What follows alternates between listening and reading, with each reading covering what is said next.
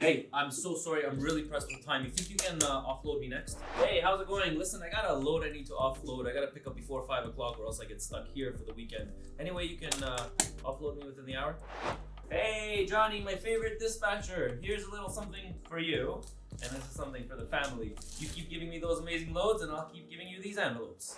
So what is the most common form of bribery in our industry? Well, in a recent poll that I've conducted with over 1,500 truck drivers, here are the results. 6% said that they bribed the fleet manager and the safety manager. 11% said that the most common form is bribing the mechanics. 20% said bribing a receiver. 22% said bribing a shipper, and 40% said bribing a dispatcher. So in this video, let's talk about the different forms of bribery, when they happen, are they justified, and my take on it. All right, so let's start off with the least common. 6% said that fleet manager and a safety manager. Honestly, I can't really think of anything or why in the world somebody would bribe a fleet manager or a safety manager.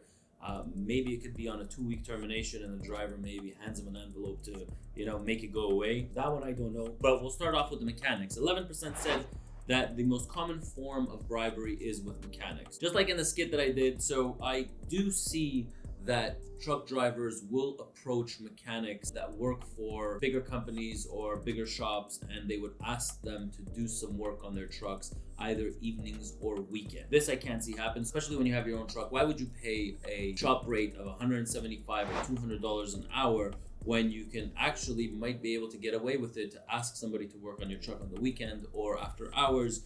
You'll pay the mechanic $100 an hour. He's really happy because he doesn't get paid $100 an hour, and the owner operator would be extremely happy to get 50% off of the work done with the exact same mechanic. So here at our shop, I do see these things happen, and I honestly, I don't think they're right from a shop owner perspective. For a mechanic, if a mechanic does work after hours or he does work on the weekends, I mean, if it's not our drivers and not our trucks and nobody working here in the company, I really can't tell him or her not to do that. My take is on it, if somebody is working from 9 to 5 and then he has a side job or a side hustle that he does either at home or somewhere else, it's the same thing as somebody having a part-time job somewhere else. The second form of most common bribery is at a receiver. So basically, a driver comes up to the receiver, wants to get offloaded, sees 3 or 4 trucks.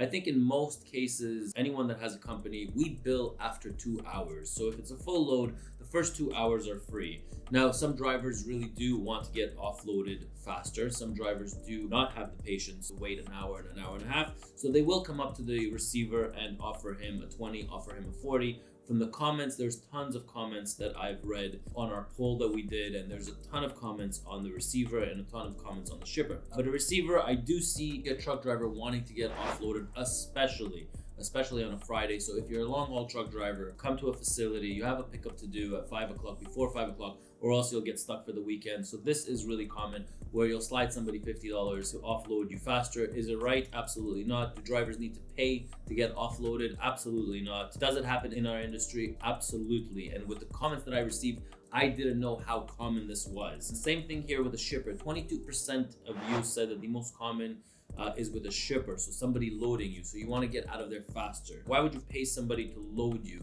You don't want to wait the 2 hours. You want to pay somebody extra to load you. I think this is absolutely wrong. I understand if you're getting stuck somewhere for the weekend and you want to make the process go a little bit faster.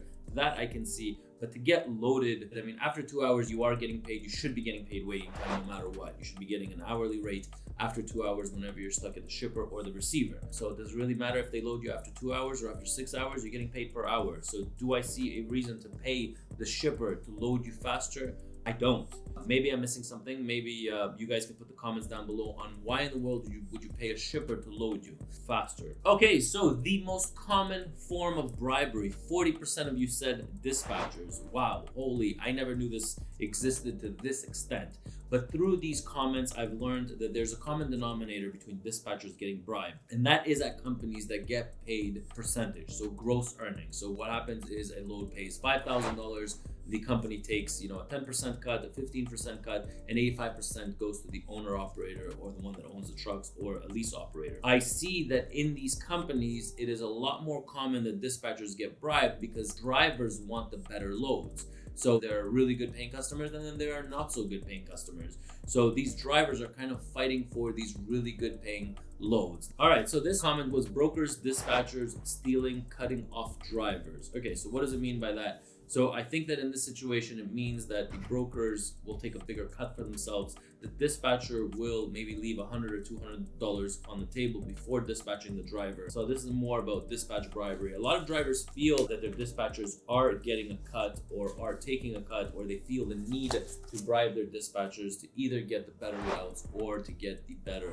loads. Now, if you think about it, dispatcher, that's really his job, is to dispatch drivers and to properly hand out loads, whether they're high paying loads or low paying loads. But I think that this is ludicrous. No dispatchers should be taking a rake under the table. Here we have a mileage based system, so there is less of that happening. So what do I mean by that? So owner operators here at our company, they get paid per mile plus the fuel surcharge, approximately $2 a mile on all miles. It doesn't matter where you go, it doesn't matter where you drive to, you're getting paid the same. For a driver or an owner operator, if he's driving from the GTA to Atlanta, Georgia, he really doesn't care what's inside his trailer, because it doesn't make a difference to him if it was a high paying load or a low paying load. What I do see happening is that, Christmas time or New Year's time, that dispatchers will get a gift basket from some of their drivers. The drivers are showing appreciation. Now, I don't see anything wrong with that. What I do see something wrong with is dispatchers taking a cut or an envelope, or drivers having to pay their dispatchers. That is absolutely wrong and should not be happening in our industry. So guys, very important. I learned so much from your comments. What's acceptable, what's not acceptable. Guys, leave a comment down below. Give this video a thumbs up. Let me know what you think. Are these forms of briberies okay? Are they not okay? Is there a fine line between what's right and what's wrong? What do you guys think about the poll? What do you think about the stats? Is the dispatchers the most common form of bribery? The shippers, the receivers, the mechanics, the fleet managers, and also the fleet managers. Have you guys ever heard anything? Because I haven't ever heard of fleet managers getting bribed. And why in the world would you bribe a fleet manager? So hopefully you learned something from this video. Just a side note, this channel is all about trucking. So if you're enjoying the content that I put out there, give it a thumbs up, put a comment down below, and make sure you're a subscriber to this channel. I'm Ronen, R-O-N-E-N, and I'll catch you in my next video.